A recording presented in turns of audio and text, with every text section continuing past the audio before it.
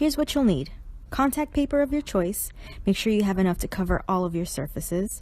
Scissors, measuring tape, something to help you push out air bubbles, cleaning supplies for your counters. And here are a few optional materials you might need. An X-Acto knife or box cutter to help you cut around the edges more precisely. Caulk to seal around the kitchen sink. Everything I'm specifically using will be listed in the description box below. You're going to start by removing everything off your countertops. Then you'll need to thoroughly clean your counter surface. You'll also want to make sure that the counter is dry before you start attaching the contact paper. Now you can measure your counters and see how much contact paper you'll need to cover your first surface. Give yourself an extra inch or two on each side.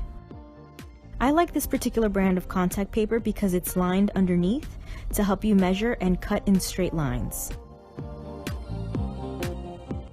You're going to start by draping the contact paper over one end and slowly pulling back the graph paper and adhering the contact paper to the counter.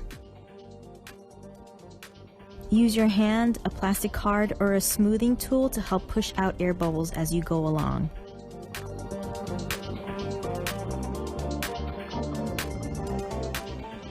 Cut the excess material from the edges. I'm using an X-Acto knife because I want clean cut lines. There are two ways you can finish the edges. You can cut or you can fold. Now measure how much material you'll need to finish covering the last part of the counters and cut the contact paper accordingly. Then repeat the steps to apply.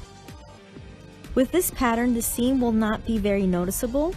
While you can try to line up the edges perfectly, I recommend overlapping.